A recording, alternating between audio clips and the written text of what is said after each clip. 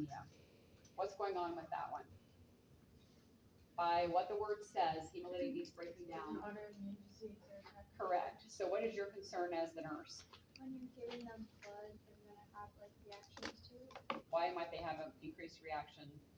because they have an autoimmune disorder. It's like they're attacking. Correct. Self-attack. Because if you know they have that disease anyways, they're autoimmune, they're self-attacking anyways, and then you try to give them that blood, they may do that same thing with your blood transfusion that you try to give to them. So what are you gonna do about that? Or what kind of precautions are you gonna take as a nurse? Yeah, we could do an antihistamine, that's a good answer. We sometimes do that before, to ward off a reaction, right? But you already got the blood started, so what are you gonna do about that? Stop. Start slowly, monitor closely, being aware that that's what he has and that he's at high risk for breaking down the cells in the blood transfusion that you're giving him as well. Okay, we're done with the anemias. Everybody good with those? So which way will the red blood cell count go?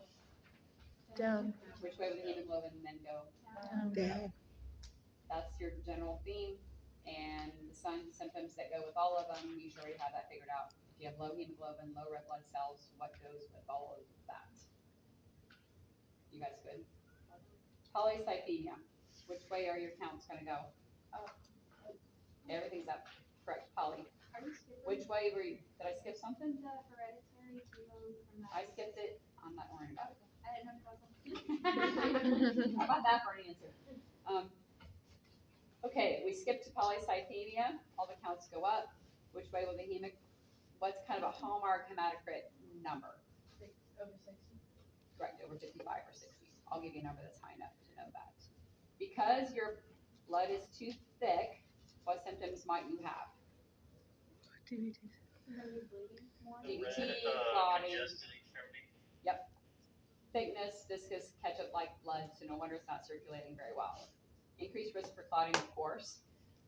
That ruddy, red, full congested appearance. How do I treat that if you've got too many cells of everything going on? Too much congestion? Anticoagulants. Remove the red blood cells. Phlebotomy can remove the red blood cells, which will decrease the thickness of the blood, right? You've got too many cells, too much stuff going on in here. Neutropenia means what? Low. Low white cells, neutros, white, penia means decreased number of. You already know what to do with people that have infection risks, right? Thrombocytopenia means what? Low platelets, correct. So your platelet count's gonna be, and your hemoglobin's gonna be, Down. and hematocrit's down, correct. Therefore, what symptoms you're gonna have if you don't have enough platelets floating around? Increased bleeding. All that stuff, petechiae, right, hematomas. You're gonna teach your patient not to consume any products that are gonna cause anticoagulation, right, increased bleeding, and you already studied those last tests. The G herbs, NSAIDs, ibuprofen, aspirin, blah, blah, blah, blah, blah. And no flossing of your teeth, no straight razors, all those things that you already know how to manage to not increase the risk of bleeding. You guys good with that one? Okay, ITP, I'm not gonna worry about that one, that's again, I'm not gonna worry about that one. Platelet dysfunction, just what we talked about. I'm not gonna worry about that one either. Okay, hemophilia A is missing which factor? B is, very good. Wait, what? Hemophilia A is missing factor 8. Defective B is defective factor 9. And both of those factors are needed for you to have blood clotting proteins. They both are X-linked traits. He's gonna have bleeding in what, most likely? Joints, your biggest concern is bleeding in the head, which just makes good sense, right? So what do we do about treating that? Giving the clotting factor that he's missing, be prophylactic and proactive about it. If you're signing up for surgery tomorrow or another day and you have something invasive that you know you're going into, load up your factor before you get in there. Try to ward off you bleeding while you're in the middle of your procedure. Why do we say no nasal packing for these people? Pull it back up, makes it bleed again. Correct. Because typically if we pull the packing out, it just makes them bleed all the more. No heat during bleeding episodes. Why is that? Vasodilatation. Correct. Correct. Van Willebrand disease, I'm not gonna go over that. Questions about what I just went over before we move to other stuff? So, Yes, you said the missing factor for A is 8, you said? Yeah. A and 8, that Okay. kind of half rhymes, and then B is 9. And then you just give it to them if they need it, I guess? Yes. Or sometimes they give it to themselves, they'll have it at home, and if they have a big swollen knee following some activity, they can give themselves their own factors at home. Or load them up beforehand if you know they're gonna go into something high risk or invasive or something that could increase the risk of Do we bleeding. need to know like how early that should be done? 22.48 hours. Girl. Oh my word. Sorry, Sometimes. it's the last day, I know. Sorry. Get back to that, not being sassy yet. To the hepatic. Reel it back in. Reel it back in. Don't go there. Okay, hepatic disorders, I'm not gonna spend any time worrying about that. Clotting factors are made in your liver. If you have liver problems, you're gonna have clotting, potential clotting problems, right? Vitamin K deficiencies. What are some vitamin K foods? Leafy greens are the primary ones, right?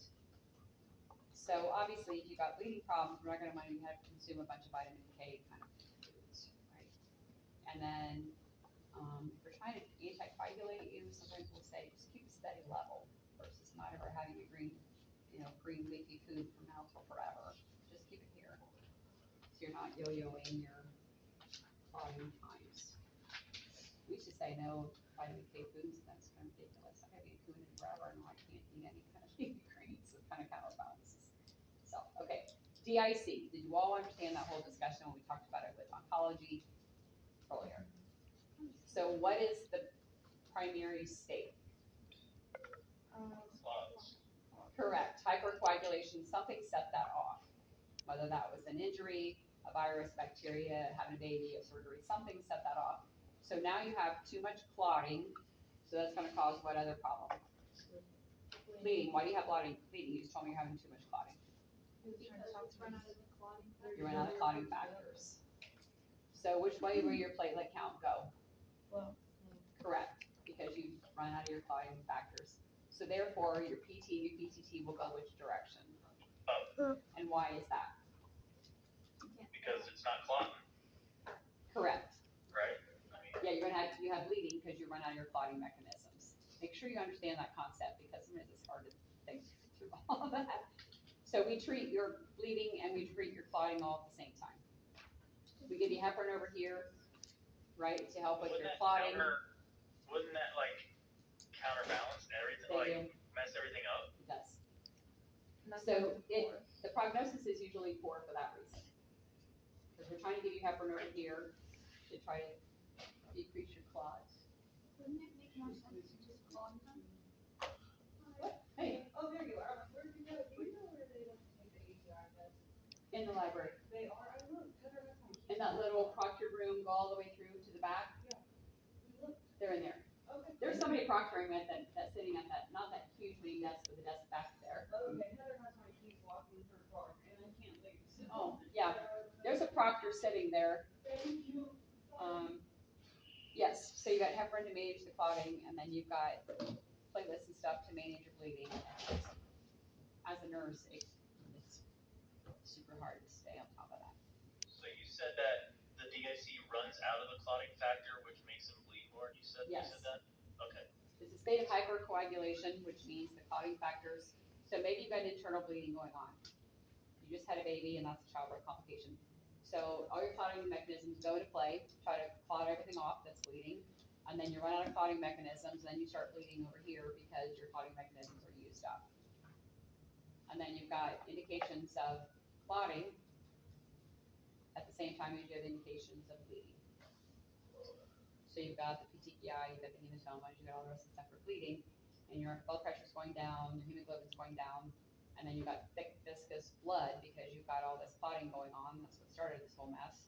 And you as a nurse, it just gets to be really, really, really difficult to keep that, to get them both back into place.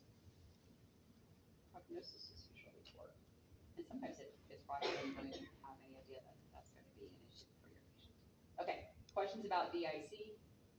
Explain that like we just did, know what your lab values are gonna be, and then that makes sense to me, that why we would give those treatments. Can you bring up the serum fibrinogen?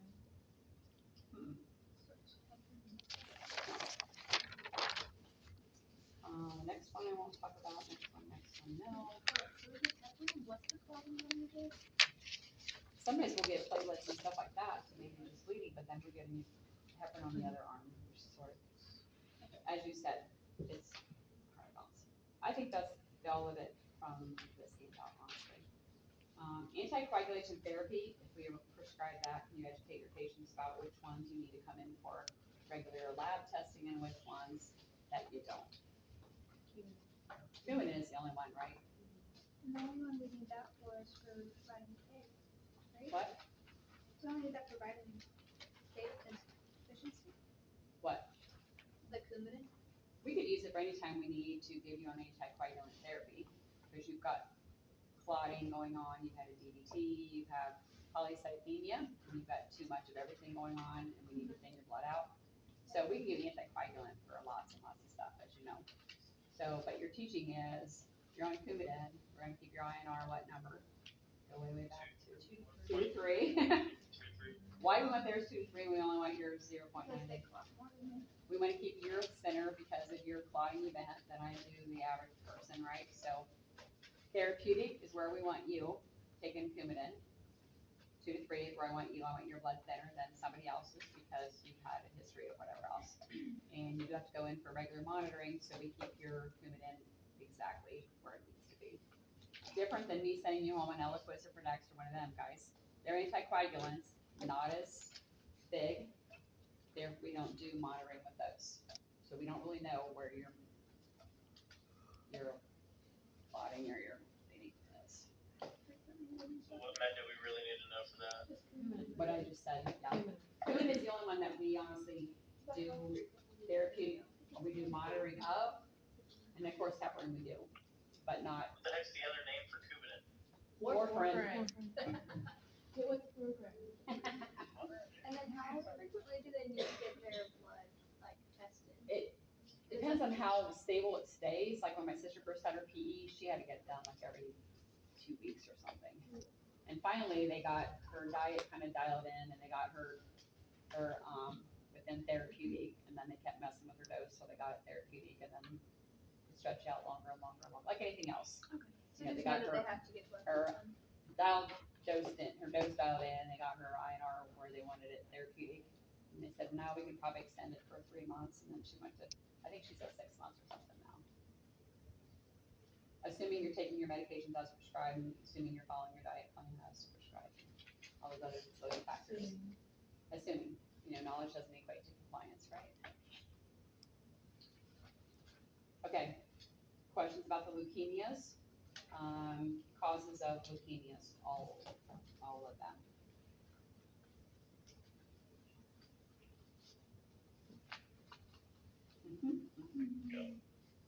Yeah, the second half of lunch really confused me. I don't know why, but Okay. So causes of leukemia typically are things like exposures to radiation, chemo, chemicals, smoking, which includes the chemicals. If you're looking at chemicals, you're talking about tobacco and smoking and all that stuff. Right, so which way will your total white count go? Up. Yes. Which way will your neutrophils go? Down. down, Correct. And what about your platelets? down, What about your red count? flip down. Why are they down? Why I don't know.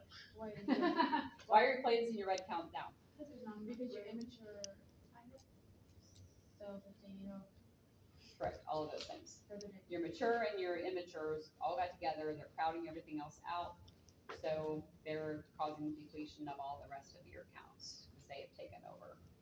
So they've come in this room and they've just inundated this room and then they crowded everybody else out. Yeah, the dictators, yeah. Symptoms for all leukemias. Therefore, because you know they have low platelets, because you have low blood cells, how do you know what symptoms are happening? All of those things. So don't just memorize the symptoms, think through, well, that just makes sense. What I know about platelets, what I know about red blood cells, what I know about white blood cells, what I know about low neutrophil counts, and how will that all correspond to what the patient will be experiencing. This is cool about 265, because you can process all that through and you know that foundational knowledge, you'll know exactly what's going on with your patients. No live viruses for these people, right?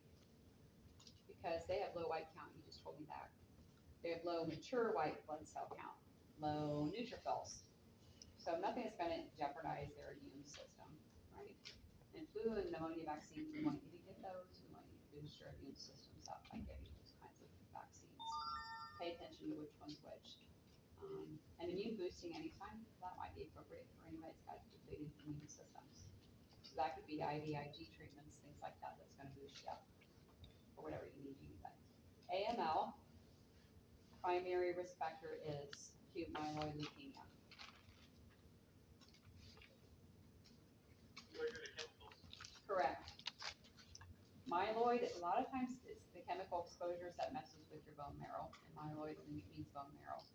So we look back on a history, and there's something that your bone marrow's been exposed to that has damaged it. Hallmark lab finding for AML. More than 20% of the bone marrow is immature. Correct. Because again, it's a leukemia, the immatures have taken over, crowded out everybody else, and they can't do What'd you say? phagocytosis. Over 20% of the bone marrow is immature leukocytes. They can't do phagocytosis, they'll crowd everybody else out that's being effective, and that's what the problem is. And sometimes we have to overhaul the bone marrow by giving them a stem cell transplantation. Because if your whole bone marrow is messed up because of exposure to something, we gotta get straight around again. Chronic is the same issues, longer period of time, a big high new leukocyte count. Leukocyte count is immatures, amateurs together, right?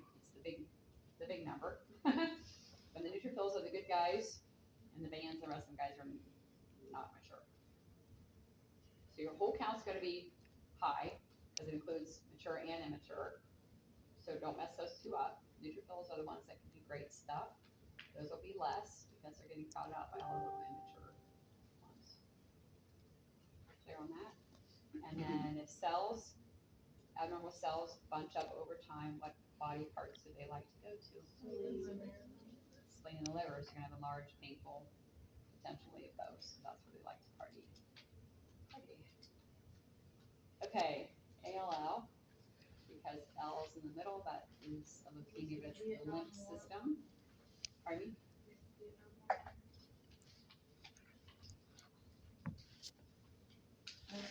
Nope. The AL was a pediatric.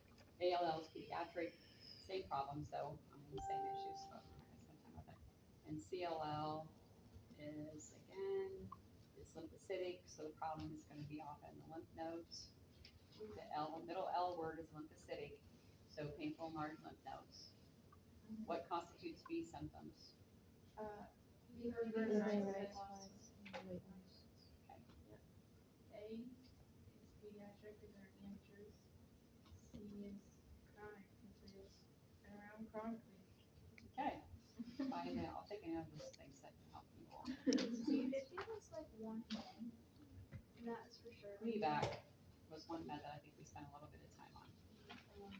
That's the one that No grapefruit, no what? Mesylate. I don't know which one it was for. Wasn't it for the Yeah, AML? that one, it's called Gleevec, no grapefruit antacid. Side effects is precorbital edema. Yeah. Yep. No, No grapefruit, no antacids. and no large doses of acetaminophen. No large doses of what? Acetaminophen. Is that with the med? Like that's what those precautions are for? Yes, I think that's about the only med I think we went over today. much else besides that. You guys good on the leukemias?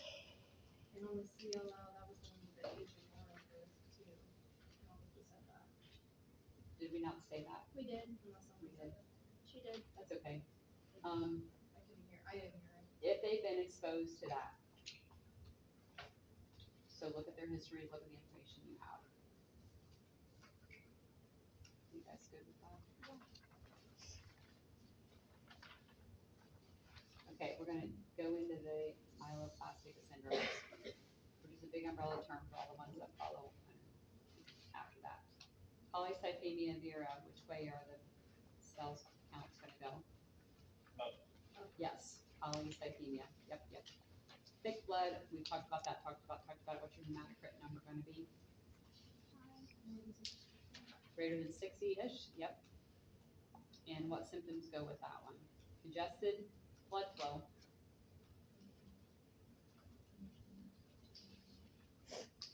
Clotting issues, sometimes we'll see things like dizziness, blurred vision and that, because your blood's not circulating really well. This is too thick in there. And what are some treatments when your blood's too thick? Phlebotomies, Which is just really. which makes sense, we're gonna pull off some blood over time.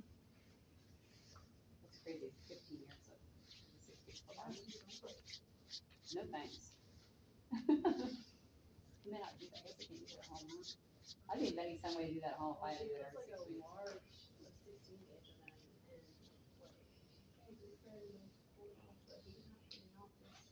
How long did it take?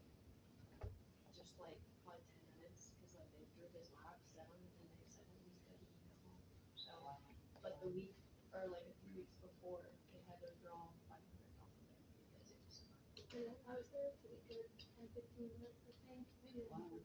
Murphy's got good things. He didn't stick around. Or if they're bad. He had his own tourniquet, Oh my god. like the one that like That he buckles. likes? Yeah, so he brought it, he put it on for her, and then when she's done, he clipped it off, like he knows the whole process. Well, good for him, yeah. Really decent. Okay, questions about that one? Thrombocythemia is too many what? Break the word down.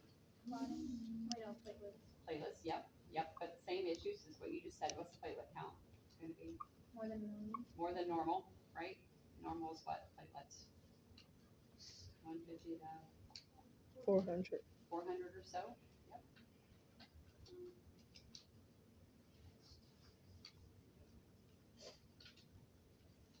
If you have too many platelets, why might you have bleeding? Because they need somewhere to go, just like ICD, they need somewhere to go. So you too many platelets, that doesn't necessarily mean they're all functional and purposeful, right? So too many platelets doesn't mean you're not gonna have bleeding issues. Because they're not all functional and doing what they're supposed to do. Okay, any questions about that one? Lymphomas is a problem with what? Lymphomas, yes. Too many white blood cells that are just growing out of control. Okay, tell me specific to Hodgkin's, younger age group, Good prognosis. more predictable, better prognosis as a result of that, what's on the lab? The Reed Steenberg. Correct. And because it's a lymphoma, they'll present with typically the lymph node issues. Painless, firm lymph node. Correct. So tell me now the difference between that and tell me about non-Hodgkin specific. Older, unpredictable, vaccine and elevated protein. Non-Hodgkin? I don't think We it's go bad. to I looked at the multiple wrong one, myeloma. sorry. I was gonna say, we don't have It doesn't have that Sternberg cell. It doesn't have that. It's more non-predictable, non-Hodgkin. Worse prognosis. Because of that reason, we can always tell how that's gonna progress, and it's typically older patients than Hodgkin, More common than stage 6 common cancer. correct, and there are different subtypes, but you can learn about that at some other point in time, not Questions about Hodgkin versus non-Hodgkin, multiple myeloma, This is what causes the problems here? the elevated protein. Correct, there's an abnormal protein being produced and it's causing you to have an elevated serum protein level, you're gonna have protein in your urine, which sometimes is what makes us suspect that. We're doing a routine urinalysis and we find protein in your urine. So, because the elevated serum protein has gone up because you have this abnormal protein being produced, it's causing your problem. It spills over in your urine. Oh, I see protein in your urine. I need to do some more investigative work. You should not have protein in your urine. Odor, back pain, what calcium level elevated, anemia, and renal insufficiencies. There's no cure, treat the symptoms. Correct. Just like the other lymphomas and stuff like that, there's really no cure for any of them. We're trying to treat the symptoms, try to keep it in remission, try to keep themselves start behaving.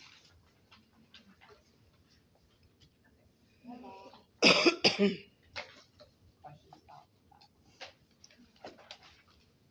Now, when we talk about Kidney stuff. kidney stuff, Give me a second. Let me any find questions on the labs that go with kidneys?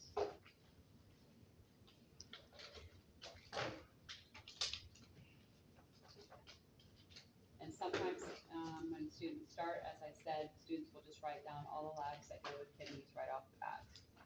So your serum creatinine will go which way? Which way will your creatinine clearance go then? If anybody has trouble understanding any of those as we go, just let me know. Potassium,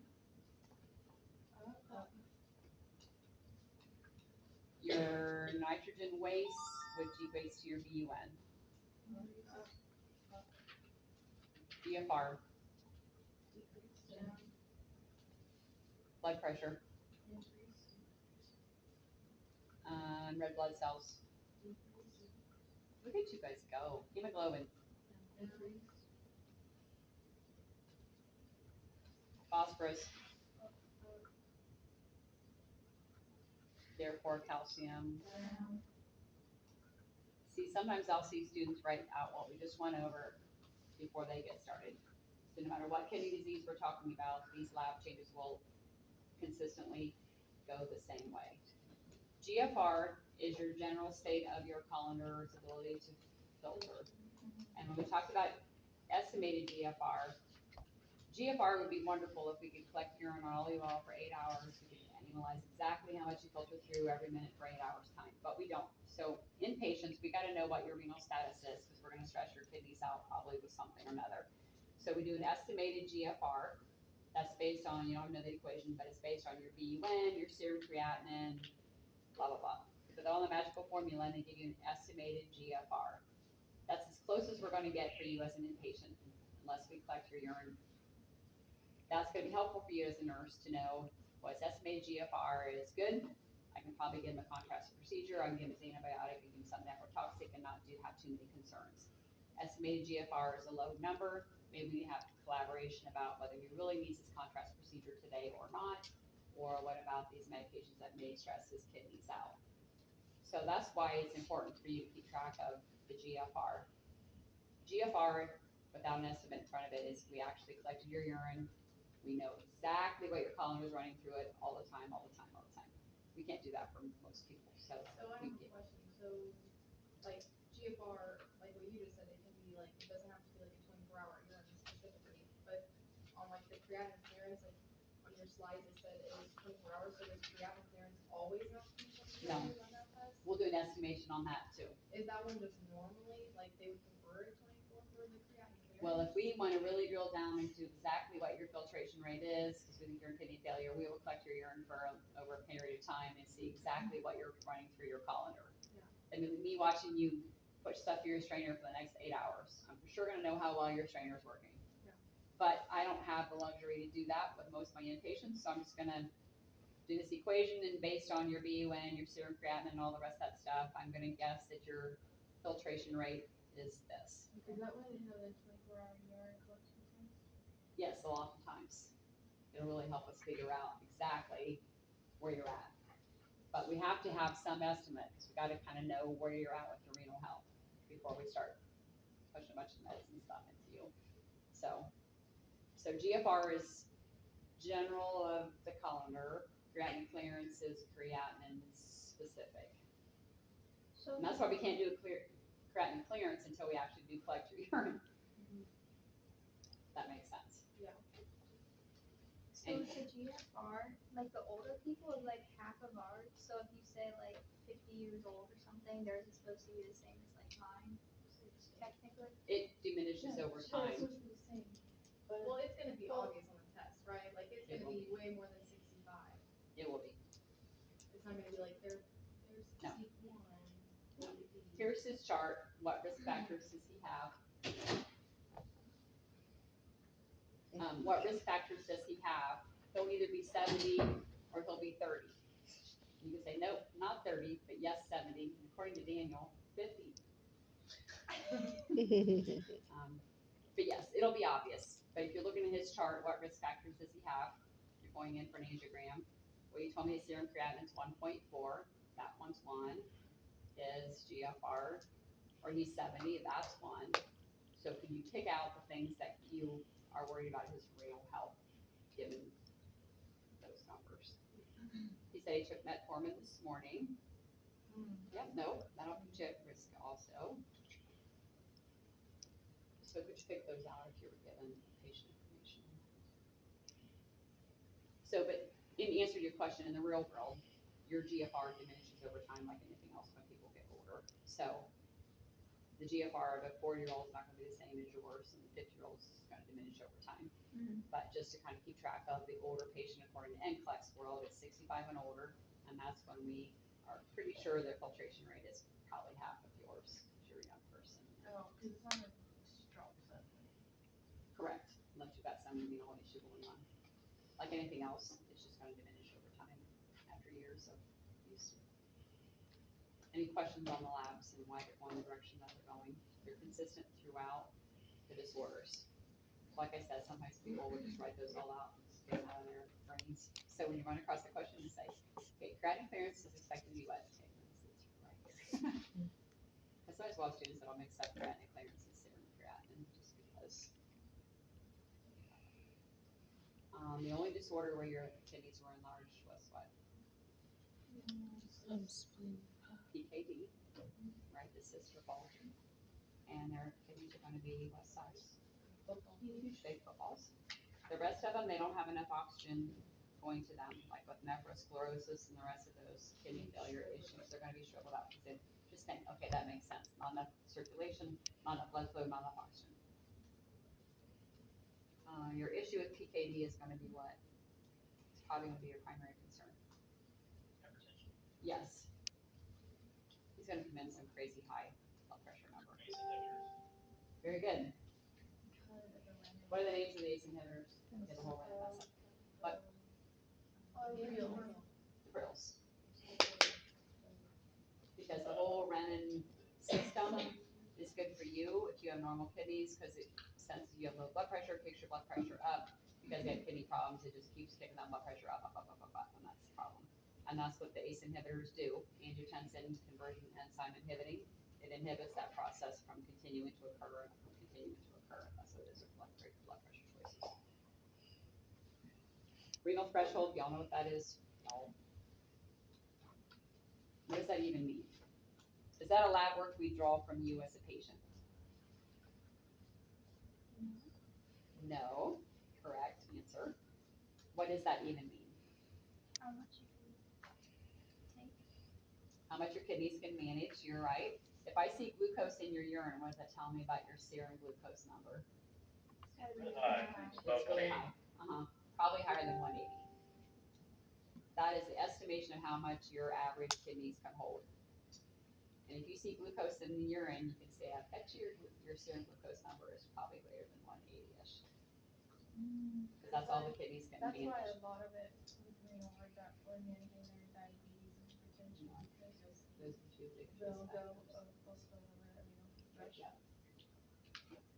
That's the two biggest risk factors is hypertension and diabetes. Because your kidneys can't stay stressed that long, forever, never. You pay a price. Osmolality, I'm not gonna ask you that. Antidiuretic hormone, by the name of it, what's that gonna do with your fluid levels? If you have a lot of antidiuretic hormone that's being secreted, what's that gonna do? It's gonna antidiurese. You're gonna hold on it. Correct. You're gonna have no urine output. Low urine output and a lot of extra fluid on board. Yep, yep. I'm not doing anything with osmolality or osmolarity. I'm not doing anything with aldosterone. Specific gravity goes which way when you're dehydrated?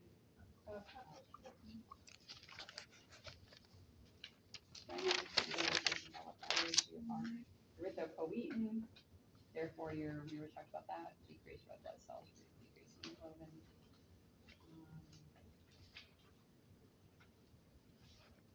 Serum creatinine, we talked about that. Angiogram contrast, we worry about that.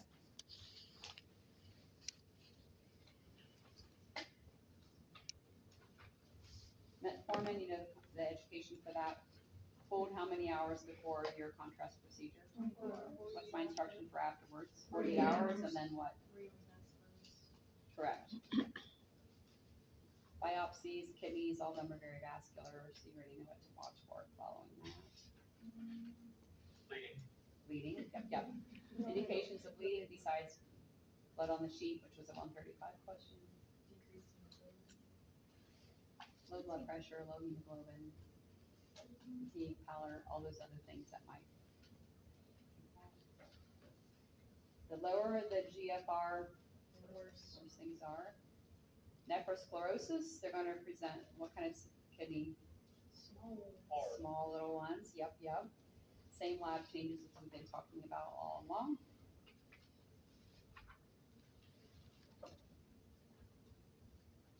Just need to keep watching your sodium levels, because as we talked about today, when they retain fluid, what does that do to their sodium levels? It makes it goes which way? Down. Where Down. water flows, so. Because it's diluted, right, as we talked about today, it's not an issue with the lemonade packet, it's just too much water. So the sodium level will go down because there's too much fluid on board and it's diluting it. So that's the issues with sodium levels for your patients that are retained. Nephritic syndrome is what? Acute nephritic syndrome. Typically after an infection, it's an inflammation as I suggest, right, but it's typically after an infection. So your patient with acute nephritic syndrome, you're gonna look for what in her history? You hit strep recently and any history of infection. What color might their urine be? Color. Uremia, symptoms that go with you having really high nitrogen waste levels. I give you BUN and it's 50. There was bazillion symptoms, look those over. Your patient evidence is uremia, I give you what, a BUN of 60, you expect what? Manifestations. There's bazillion. Not just the uremic frost, but all this other, some neurological stuff. They're ill because their waste just built up. Like disorientation, seizures, and nystagmus, stuff like that. All that stuff, there was like 2 or 3 slides of those, if I recall. Chronic glomerulonephritis, just inflammation that went on a long period of time, same lab changes, same shriveled up little bitty kidneys. Nephrotic syndrome, otic. Pardon me? What? Protein. Yep. A lot of protein in the urine, which is not supposed to be in there, right?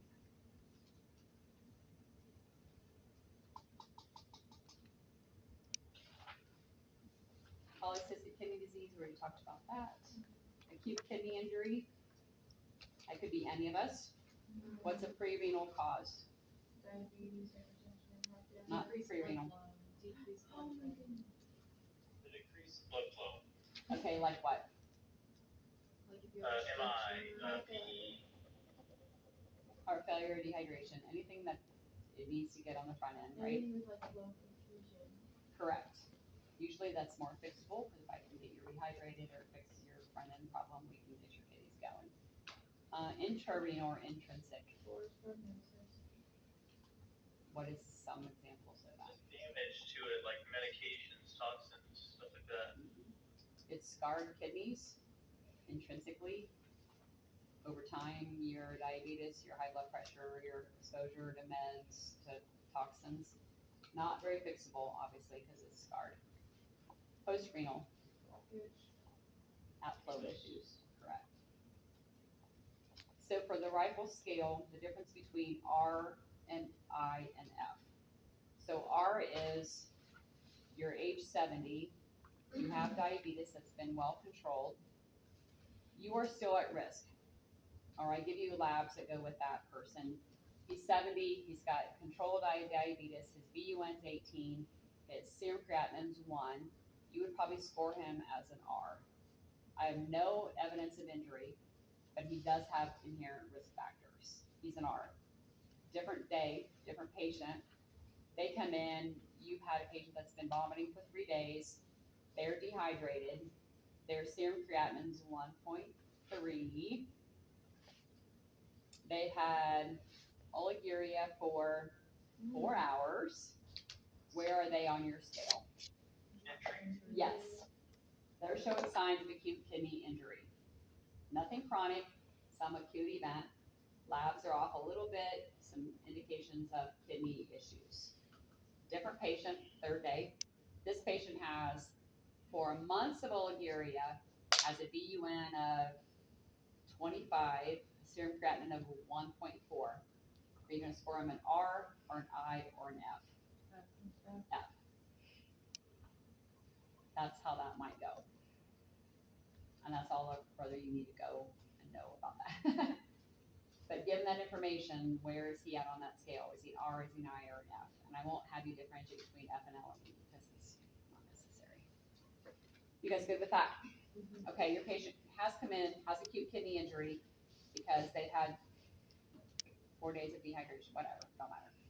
So initial phase was the onset issue. Difference between anuria and oliguria. Anuria is less than 50 milliliters an hour, or no, a day. And oliguria is Less than 400 mLs. Yep. Okay. And then, so our goal is to improve their urine flow, right? And we're gonna hopefully get them some diuretics and get things moving. In the meanwhile, you have noted a potassium of 6. oh my. He's at risk for what? Palpitations or dysrhythmias. Okay, dysrhythmias. Why does he have a high potassium level? Because what is his filtering ability? Limited. Potassium keeps getting produced, it arrives at your colon and it can't strain it through there, so it keeps getting produced, right? So you're at a potassium of 6, you know you gotta quickly get that potassium back down to normal. What medications will help you do that? Pardon? Okay. Insulin and glucose or dextrose. Calcium gluconate. Okay, what does calcium gluconate do? It only Helps the stabilizes cardiac. Correct, and it doesn't necessarily bring your potassium down, but it stabilizes your cardiac. Albuterol. Okay, albuterol. Watch for Sodium, tachycardia. polystyrene, Correct, sulfate. which is also known as K-exolate, which is a great word because X is.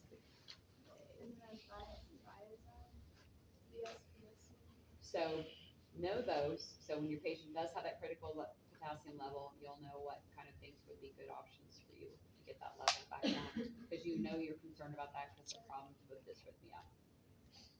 It's good with that, so kind of know that list. It could be just as simple as what we talked about just now. Potassium foods, if you're given a potassium level, do you know what foods that I should consume more of or stay away from? It's the ones we kind of went over, you don't know anything more than that. Well, you told me that the potassium level is 2.9. I would pick what diuretic?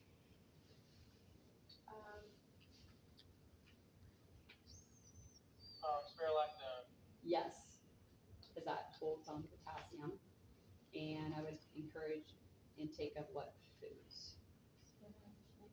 All those good Baked potassium potatoes. sources. Raisins. Yep. All of those, and we could do the flip side. Too high potassium, stay away from these foods. I would give you what diuretic. What grapes do you want? Says raisins. Oh, probably. Do you dehydrate Don't your go grapes? there. And Don't don't go go there. There we go. That's my answer to that for you. And the other way around. Too high potassium, what diuretic would you pick? And what foods should I stay away from? Sodium sources, picking those out. You know, sodium's an issue. So if I told you I ate this, you tell me don't eat that. Salted peanuts are not going to be on there, or chips. Reduced sodium doesn't necessarily mean it's a good choice for me. That's communication education. It just has to be like 25%. Yes, to put that on your label, but you can still have 1,000 milligrams of sodium and you only reduce it to 750. So if he tells you that, you can say, oh wait, I need to clarify that with you. That may or may not be a good choice. Okay. Caffeine sources, limit those. It will irritate your bladder, including medications. Read your medication labels with some of them. Okay, dialysis, any questions about that? So there's CRRT, which is an ICU typically, continuous as it says, and because the patient's too critical to go through traditional dialysis. Hemodialysis is the big machine that you run your blood out with. What's the biggest complication with that? Low blood pressure. Just think about the fact that I'm pulling blood off, running through the machine, putting it back on. Fistula, the difference between fistula and graft. Advantage of that